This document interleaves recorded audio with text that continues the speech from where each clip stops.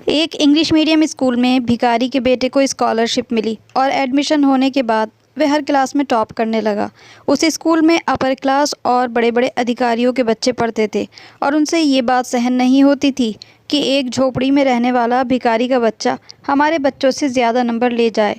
उन सभी पेरेंट्स ने आपस में मीटिंग की और फिर प्रिंसिपल से इस बात की मांग की कि आप उस भिखारी के बेटे को स्कूल से निकाल दें, क्योंकि वह इस काबिल नहीं कि हमारे बच्चों के साथ पढ़ सके। प्रिंसिपल ने उनसे माफ़ी मांगते हुए कहा कि मैं ऐसा किसी हाल भी नहीं कर सकता। वह बच्चा अपनी काबिलियत पर इस स्कूल में आया है।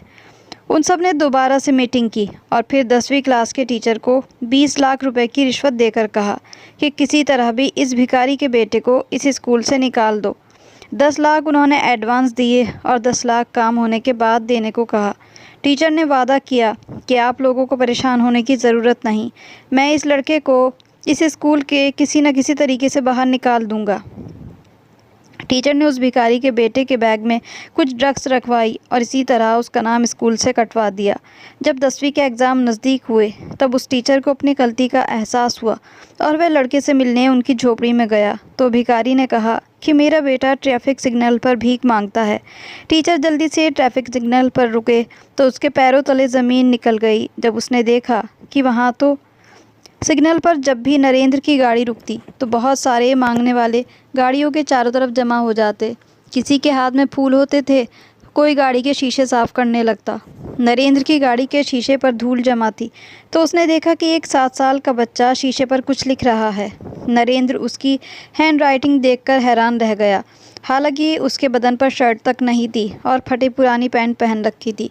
नरेंद्र के दिल में आया कि बच्चे को अपने पास बुलाकर उसे कुछ पैसे दे दे ताकि वह अपने लिए नए कपड़े खरीद सके। वह उसे बुलाने ही वाला था कि ग्रीन सिग्नल ऑन हो गया और गाड़ियां चलने लगीं। उसके दिल में आया जब भी यहाँ से गुजरूंगा तो उस बच्चे को ज़रूर अपने पास बुलाऊंगा। घर जाकर नरेंद्र ने अपनी बीवी से कहा कि आज सिग्नल पर मैंने एक मांगने वाले बच्चे को देखा। उसकी हैंडराइटिंग हमारे बच्चों से भी बहुत ज़्यादा अच्छी थी, जबकि मेरे ख्याल से वह एक झोपड़ी में रहने वाला बच्चा है। नरेंद्र की बीवी को इसकी बात का यकीन नहीं आया। कहने लगी, ऐसा कैसे हो सकता है? भला एक बच्चा जिसने कभी स्कूल का मुंह तक नहीं देखा, कोई उसको ट्रेन करने वाला नहीं, तो उसकी हैंडराइटिंग इतनी अच्छी कैसे हो गई? फिर नरेंद्र ने उसे अपनी गाड़ी के बैक साइड का शीशा दिखाया जिस पर उस बच्चे ने अपना नाम लिखा था। उस शीशे पर उसने अपना नाम सोहन लिखा हुआ था और इतनी खूबसूरती के साथ लिखा गया था कि नरेंद्र की बीवी तो देखकर हैरान रह गई। उसे यकीन नहीं आ रहा था कि एक 7 साल का बच्चा ये लिख सकता है, और वह भी भिखारी का बेटा। सुबह नरेंद्र घर से निकला तो नरेंद्र उस बच्चे का इंतज़ार कर रहा था कि वह दोबारा उसके सामने आए, पर इस बार उसकी मैं मदद ज़रूर करूँगा। काफ़ी दिनों तक वह नरेंद्र को नज़र ही नहीं आया और इस बात ने नरेंद्र को काफ़ी परेशान कर दिया, क्योंकि वह उस बच्चे की मदद करना चाहता था और उसे किसी न किसी स्कूल में एडमिशन करवाने का नरेंद्र का इरादा था। वह अपने आप को कोस रहा था कि काश उस दिन मैं उस बच्चे को अपने पास बुला लेता और थोड़ी सुस्ती ना दिखाता तो बच्चे से जल्दी से बात कर सकता था। अब वह शायद कहीं चला गया है, पता नहीं दोबारा इस जगह मिलेगा या नहीं। इस बारे में नरेंद्र कुछ नहीं जानता था, लेकिन 5 दिन बाद वह बच्चा दोबारा उसी ट्रैफिक सिग्नल पर नज़र आया। नरेंद्र ने जल्दी से हाथ के इशारे से उसे अपने पास बुलाया। वह डरा सहमा नज़र आ रहा था। वह तो यही सोच रहा था कि नरेंद्र उसे डांटेगा। फिर नरेंद्र ने बड़े ही प्यार से उसे अपने पास बुलाया। बच्चा धीरे से उसके पास आया तो नरेंद्र ने कहा, बेटा तुम्हारा नाम क्या है? उसने बताया, मेरा नाम सोहन है। साहब मुझे माफ़ कर दो, मैंने कुछ नहीं किया। नरेंद्र ने कहा, बेटा मैंने कब कहा है कि तुमने कुछ किया? फिर नरेंद्र ने उससे पूछा कि तुम्हारा घर कहाँ है? तो वह कहने लगा, रेलवे स्टेशन की पिछली तरफ हमारी झोपड़ियाँ हैं। नरेंद्र ने देखा कि रेलवे स्टेशन के पास काफ़ी झोपड़ियाँ थी। उसने लड़के को कुछ पैसे दिए और कहा कि अपने लिए नए कपड़े ख़रीद लेना, और फिर अगले दिन शाम के समय उस झुग्गी वाले इलाके में गया। सोहन उसे उस समय वहीं उधर ही था। वह आज बहुत खुश था क्योंकि उसने नए कपड़े पहने थे। नरेंद्र ने उससे पूछा कि तुम्हारे पिता कहाँ हैं? तो सोहन ने बताया कि पिताजी एक जगह भीख मांगने गए हैं। फिर नरेंद्र ने कहा कि मुझे अपने पिता के पास ले चलो। सोहन को नरेंद्र ने अपनी बाइक पर बिठाया और उस जगह के लिए निकल पड़ा जहां सोहन का पिता मौजूद था। सोहन के पिता ने अपने को अपाहिज दिखाया हुआ था और बड़ी ही महारत से वह सड़क के किनारे अपने शरीर को घसीटते हुए जा रहा था। बच्चे क्योंकि मन के सच्चे होते हैं और झूठ नहीं बोलते। नरेंद्र ने उससे पूछा कि तुम्हारे पिता अपाहिज हैं? तो सोहन उसकी बात सुनकर चुप हो गया। फिर कहने लगा, नहीं, मेरे पिता अपाहिज नहीं। जब घर में होते हैं तो बिल्कुल ठीक हो जाते हैं, लेकिन जब भीख मांगने के लिए जाते हैं तो अपाहिज बन जाते हैं। वह भिखारी खुद को घसीटता हुआ सड़क के किनारे जा रहा था, जबकि नरेंद्र उसके सामने आ गया। उसने देखा कि उसका बेटा सोहन नरेंद्र के साथ खड़ा है। पहले तो वह भिखारी डर गया कि शायद नरेंद्र पुलिस वाला है और भेष बदलकर उसके सामने आया है और उसको गिरफ्तार कर लेगा। फिर वह भिखारी अचानक अपनी जगह से उठा और भागने की कोशिश की, तो नरेंद्र ने उसे पीछे से आवाज़ दी, भागो मत, मैं तुम्हें कुछ नहीं कहने वाला। उसके बाद वह भिखारी वापस आया। उसके चेहरे पर डर था और उसने हाथ जोड़ रखे थे। कहने लगा, साहब मुझे माफ़ कर दो। पेट भरने के लिए कई तरह के जतन करने पड़ते हैं। यह दुनिया बड़ी जालिम है, कभी किसी की मदद नहीं करती। ख़ास तौर पर हम भिखारियों से तो इतनी नफ़रत करते हैं कि न जाने हमने इनका क्या छीन लिया है। नरेंद्र ने उससे कहा, मैं तुम्हारे बेटे को पढ़ाना चाहता हूँ। यह सुनकर वह भिखारी हैरान हुआ और फिर मुस्कुराकर कहने लगा कि भिखारी के बेटे को कौन सा स्कूल अपनाएगा साहब?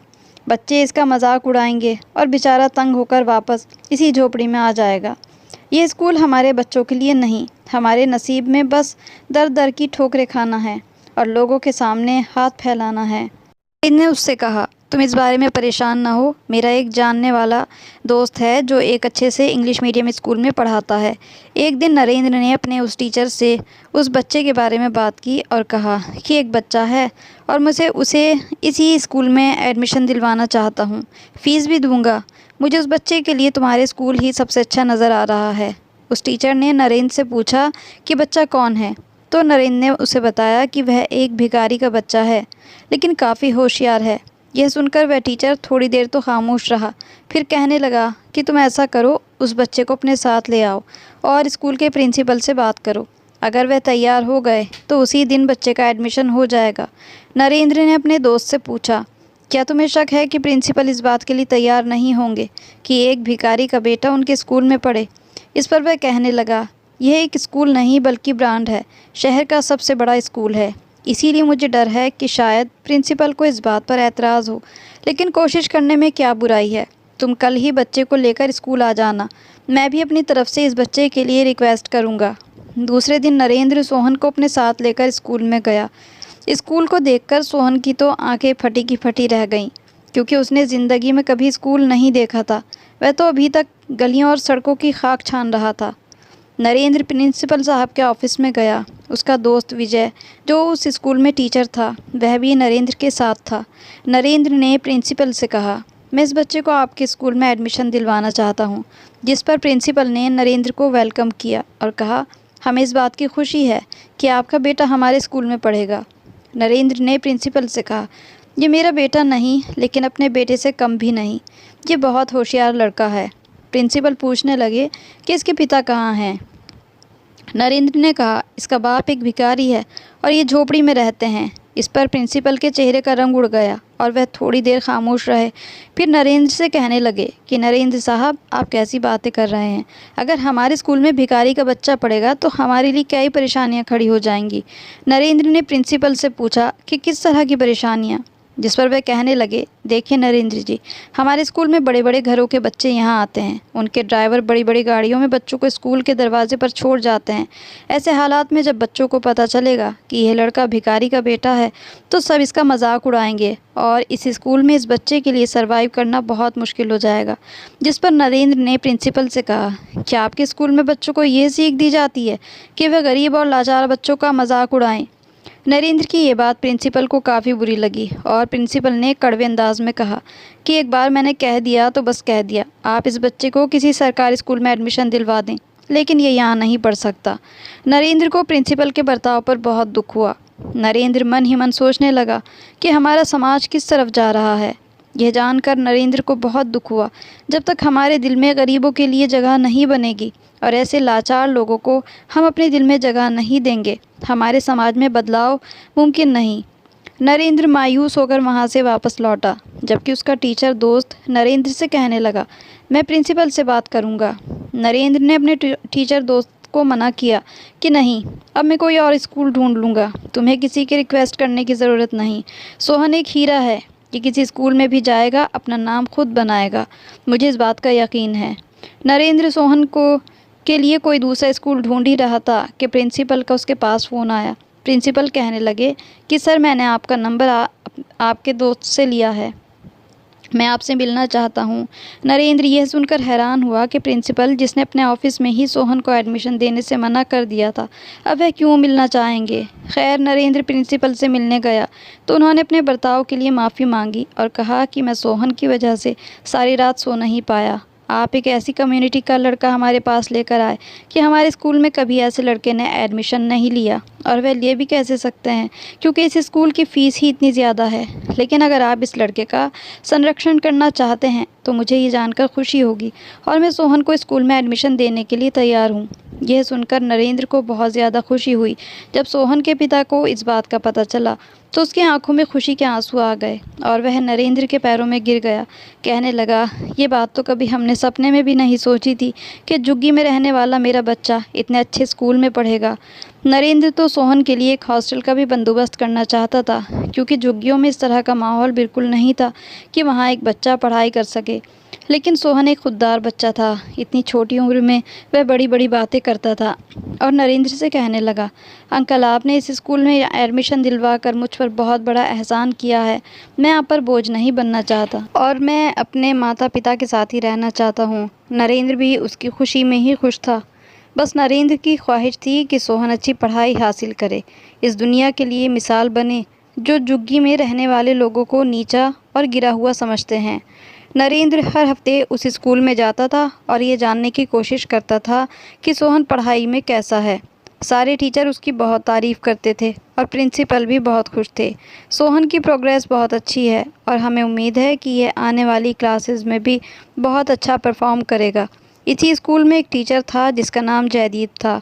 जयदीप वैसे तो बहुत मेहनती टीचर था, लेकिन उसे सोहन से बहुत ज़्यादा चिढ़ थी। उसे इस बात की चिढ़ थी कि झुग्गी में रहने वाला बच्चा इतने महंगे स्कूल में आखिर पढ़ क्यों रहा है।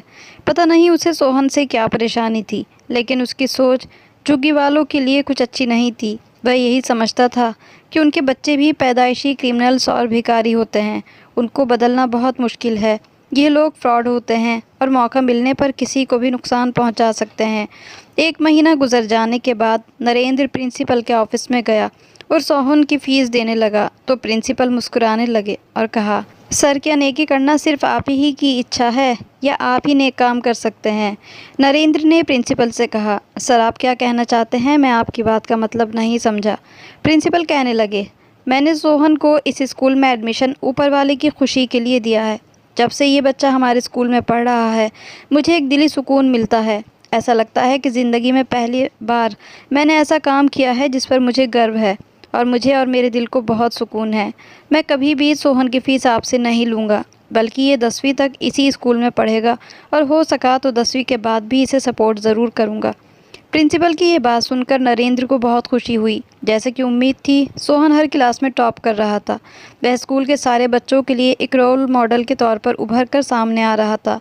न सिर्फ वह पढ़ाई में होशियार था और टॉप कर रहा था, बल्कि बाकी और सारी एक्टिविटीज़ में भी हैरान कर देने वाला परफॉर्मेंस दे रहा था।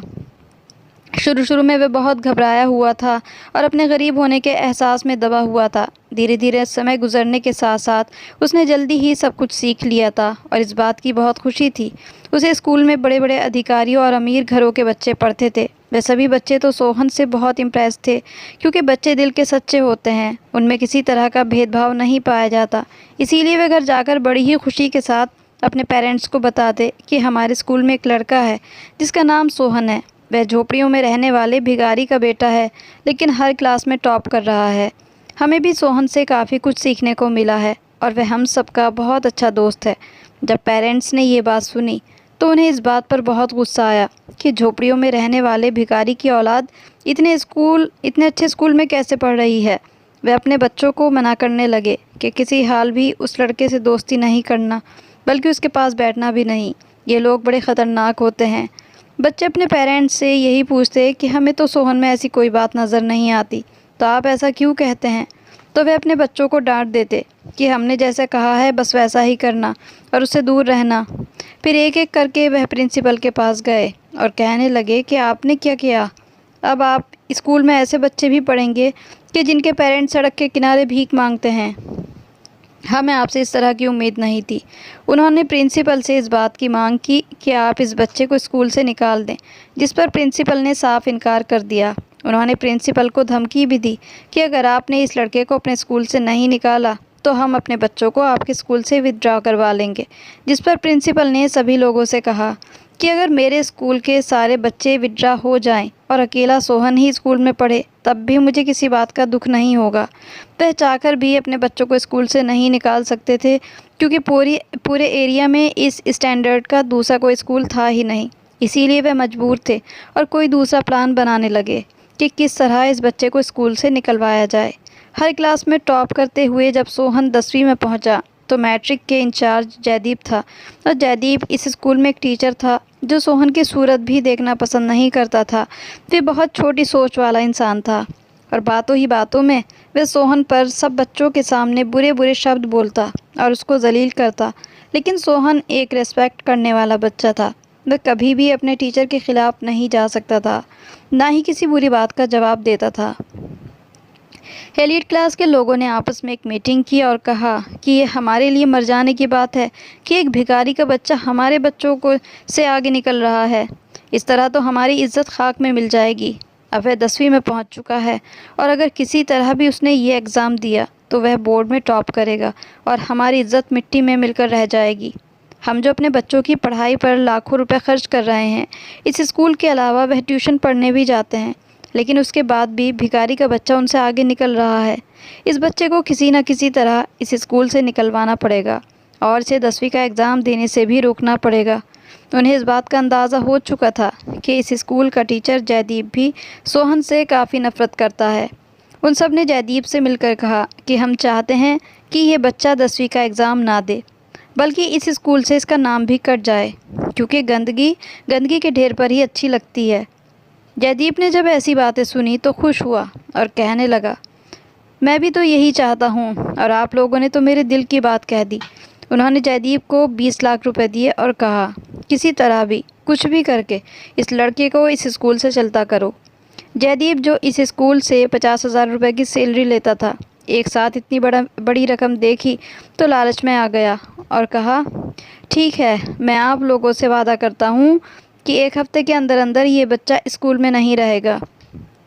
फिर बड़ी ही चालाकी से जयदीप ने सोहन के बैग में नशे के पैकेट रखवा दिए और फिर प्रिंसिपल से सोहन की शिकायत करते हुए कहा कि ये लड़का नशा करता है। मुझे पहले भी इस लड़के के ख़िलाफ़ शिकायत मिली थी। प्रिंसिपल को इस बात का बिल्कुल यकीन ही नहीं आया। जयदीप ने सभी टीचर्स के सामने इस बात का दावा किया था कि आप अपने ही सामने उसके बैग की तलाशी ले लो। अगर सोहन के बैग से नशा और ड्रग्स बरामद ना हुई तो अगले 6 महीने की वेतन मैं नहीं लूँगा। ये बहुत बड़ा दावा था जो जयदीप ने किया था। सारे टीचर्स के सामने सोहन के बैग की तलाशी ली गई और सोहन बहुत ज़्यादा परेशान था कि ये मेरे साथ क्या हो रहा है। सारे टीचर्स उसके बैग की तलाशी आखिर क्यों ले रहे हैं। बैग में से ड्रग्स के पैकेट बरामद हुए तो सबके चेहरे का रंग उड़ने लगा और वह यकीन दिलाने लगा कि ये मेरे नहीं। लेकिन प्रिंसिपल और बाकी सभी टीचर्स ने उसकी एक ना सुनी। प्रिंसिपल ने तो यहाँ तक कह दिया कि तू एहसान फरामोश है और अब इस स्कूल में 1 मिनट भी मुझे नज़र आया तो मुझसे बुरा कोई नहीं होगा। सोहन का नाम स्कूल से कट गया और वह रोता हुआ अपने घर चला गया। नरेंद्र के दोस्त ने उसे बताया कि सोहन के बैग में से ड्रग्स मिली है। नरेंद्र को यह जानकर हैरानी हुई। वह सोहन से मिला तो सोहन ने कसम खाकर कहा कि मैं नहीं जानता मेरे बैग में वह पैकेट कैसे आए। 10वीं के एग्ज़ाम नज़दीक थे और इसी स्कूल से ही सोहन का एडमिशन होना था 10वीं के एग्ज़ाम के लिए, लेकिन क्योंकि उसका नाम स्कूल से कट चुका था इसीलिए अब मैट्रिक के एग्ज़ाम में बैठना उसके लिए नामुमकिन था। नरेंद्र खुद प्रिंसिपल से मिला था, लेकिन अब उस प्रिंसिपल के तेवर बदल चुके थे और वह नरेंद्र की बात सुनने को तैयार नहीं था। जयदीप आज बहुत खुश था क्योंकि उसे काफ़ी मोटी रकम हाथ लग गई थी। लेकिन तभी जयदीप की बीवी का कॉल आया कि जल्दी घर आओ। वे बहुत ज़्यादा घबराई हुई थी। जयदीप ने जल्दी से प्रिंसिपल से छुट्टी ली और जब वह घर पहुंचा तो उसके इकलौते बेटे को करंट लग गया था और उसके मुंह से झाग निकल रहे थे। यह देखकर जयदीप के हाथ पैर फूल गए। उसके बेटे की हालत बहुत ज़्यादा गंभीर हो चुकी थी, बचना मुश्किल था। जल्दी ही उसने अपने बेटे को अस्पताल पहुंचाया। जो पैसे जयदीप के पास रिश्वत के आए थे उनमें से 50,000 रुपये तभी के तभी अस्पताल में जमा कर दिए। इस वक्त उसे अपने बेटे की जान से ज़्यादा प्यारा कुछ भी नहीं लग रहा था। बच्चों का इलाज चल रहा था, डॉक्टर अपनी पूरी कोशिश में लगे थे, लेकिन फिर भी उन्होंने कहा था कि कुछ भी हो सकता है। जयदीप अपने बेटे को शहर के सबसे महंगे हॉस्पिटल में लेकर आया था। यहाँ पर पैसा पानी की तरह बह जाता था। काफ़ी देर के ट्रीटमेंट के बाद डॉक्टर ने कहा, अब आपका बेटा ख़तरे से बाहर है। यह एक करिश्मा ही था कि इतनी हालत ख़राब होने के बाद भी उसके बेटे की जान बच गई। अपने बेटे को इस हाल में देखकर जयदीप की रूह तक कांप गई थी। ये हादसा जयदीप के लिए एक इशारा था कुदरत की तरफ से कि किसी भी गरीब और लाचार का हक नहीं मारते। जयदीप को सबक मिल चुका था और उसे एहसास हो चुका था कि उसने सोहन के साथ जो किया वह कितना गलत था, और इसका बदला मिलने में उसे ज़रा भी देर नहीं लगी। वह भागता हुआ स्टेशन के पास गया। भिखारी से कहा कि तुम्हारा बेटा कहाँ है? भिखारी ने रोते हुए कहा कि वे वहाँ है जहाँ उसे होना चाहिए। सोहन ट्रैफिक सिग्नल पर भीख मांग रहा है। जयदीप भागता हुआ गया। सोहन वहाँ बैठा भीख मांग रहा था। जयदीप ने उसे वहाँ से उठाया और सीधा प्रिंसिपल के पास ले आया। सारी सच्चाई उसने प्रिंसिपल को बताई और 20 लाख रुपए उन लोगों को वापस किए जिन्होंने सोहन के खिलाफ योजना बनाई थी। सोहन का स्कूल में दोबारा एडमिशन हुआ और वही हुआ जिसकी उम्मीद थी। सोहन ने 10वीं में न सिर्फ पूरे ज़िले में बल्कि बोर्ड में पहली पोजीशन हासिल की। उन तमाम लोगों के लिए एक मिसाल बनकर सामने आया जिनको हमारे समाज में ठुकराया जाता है और उनको गिरी हुई नज़र से देखा जाता है। ऊपर वाले ने हर इंसान को काबिलियत दी है, बस ये ऊपर वाले का ही काम है कि किसी को अमीर और दौलतमंद बनाकर उसका इम्तहान लेता है और किसी को गरीब और लाचार और बेबस बनाकर उसकी आजमाइश करता है। लेकिन इंसान को दोनों ही हाल में उसका शुक्र अदा करना चाहिए। अपने पैसे और इज़्ज़त का घमंड कभी ना करें।